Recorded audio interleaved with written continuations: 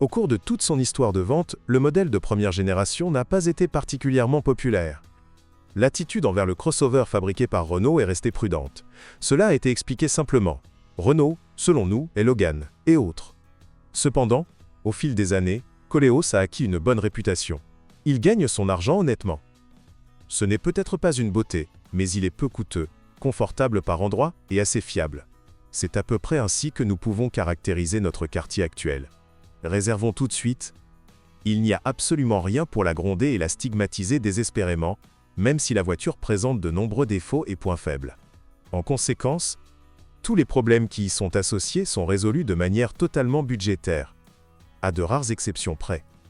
En Ukraine, Koleos était vendu avec un moteur essence de 2,5 litres développant 170 chevaux et un moteur diesel de 150 chevaux. Après le deuxième restylage, 2013, 25 chevaux ont été ajoutés au moteur diesel et celui-ci atteint 175 chevaux. La transmission manuelle était disponible pour les deux moteurs. Le moteur à essence était vendu avec une CVT et le moteur diesel avait une transmission automatique. Type d'entraînement, complet avec embrayage électromagnétique verrouillable. En fait, techniquement, la voiture répète le Nissan X-Trail, dont la popularité, en raison de son apparence et de son expérience de vente plus riche sur le marché, s'est avérée nettement plus élevée. Nous ne lancerons pas de fausses accusations sur les moteurs français. Si vous en croyez les forums des propriétaires, il n'y a pas beaucoup de plaintes à leur sujet en termes de fiabilité. En effet, il est difficile de citer la dynamique parmi les vertus de ce modèle.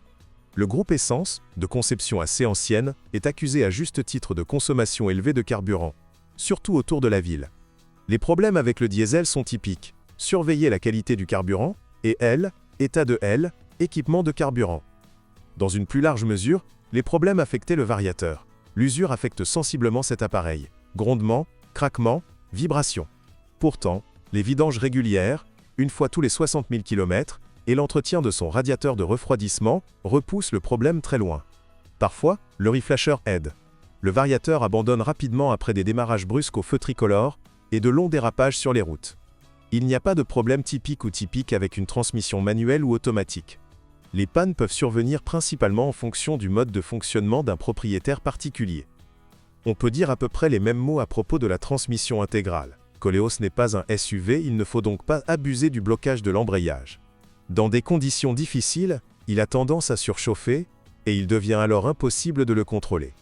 Mais un fléau vraiment massif peut être considéré comme la défaillance de l'arbre de transmission. C'est déjà après 100 000 km. Un assemblage de remplacement coûtera quelques centaines de dollars. Bien qu'il existe des options de rénovation plus abordables. Il y a des plaintes concernant la faiblesse de la peinture, mais elles sont peu nombreuses. La principale partie qui rouille est le sous-châssis avant. Il semble qu'il soit le plus proche du sol, c'est pourquoi il pourrit. Beaucoup recommandent de le traiter au préalable avec un agent anti-corrosion. Cependant, les principaux malheurs du crossover sont des problèmes mécaniques mineurs dans la maison, ainsi que des problèmes avec le système climatique et d'autres appareils électriques. Ainsi, les câbles de verrouillage se cassent, le toit ouvrant du toit panoramique se bloque et le toit lui-même grince traîtreusement. La cinquième porte, sa partie supérieure, ne s'ouvre pas bien. Et les serrures de l'ouvrant inférieur se bloquent aussi souvent. Les dossiers des sièges arrière tremblent. Ils ne s'accordent pas toujours pour former le plancher plat promis par le constructeur. Et devant, il y a un jeu de sièges distinct et nullement éliminé. La voiture est très bavarde. À certains endroits, elle frotte, à d'autres, elle craque, à d'autres, elle grince. Comme par exemple les plaquettes avant. Les vaincre peut être difficile. Parmi les problèmes électriques, il convient de mentionner les actions chaotiques de la climatisation, le mauvais fonctionnement du climatiseur, les bruits parasites du ventilateur intérieur, les mauvais contacts des ampoules des feux arrière, le mauvais fonctionnement du capteur de pluie. Vous n'avez jamais, savez-vous, d'où peut soudainement surgir un inconfort? Et pourtant, nous avons été surpris par le grand nombre de critiques chaleureuses et positives sur les forums internet à propos de cette voiture. Et ce malgré le fait que les insatisfaits y écrivent plus souvent. Tout le monde rend hommage à cette voiture relativement bon marché et généralement assez fiable. Elle gagne pleinement son argent. Une autre chose est que vendre un Koleos assez utilisé peut être assez difficile. Presque tout le monde l'admet aussi. Les jambes de force et les bagues du stabilisateur avant sont souvent responsables de chocs dans la suspension avant. Si leur remplacement ne donne pas de résultat, la raison en est probablement les amortisseurs, qui devront également être remplacés. Dans l'ensemble, Le châssis est considéré comme relativement solide et un large choix de composants de suspension de bonne qualité et à des prix raisonnables est disponible sur le marché.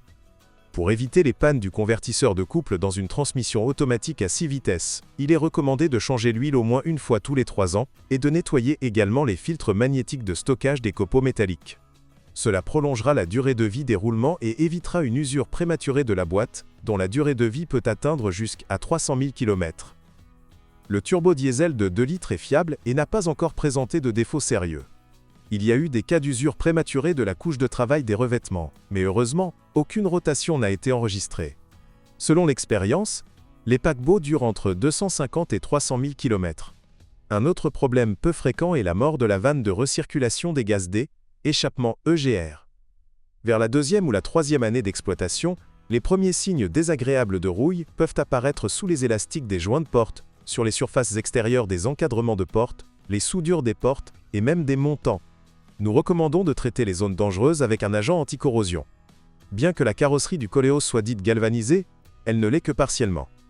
Habituellement, de nombreuses plaintes des propriétaires de Koleos sont reçues concernant les mauvaises performances de la climatisation, surtout en hiver. Il arrive que les essuie-glaces et les vitres électriques tombent en panne. Beaucoup de gens ne sont pas satisfaits de la puissance du moteur du lave-glace. Une panne de la serrure électrique du coffre n'est pas rare non plus. Juste un peu de tout.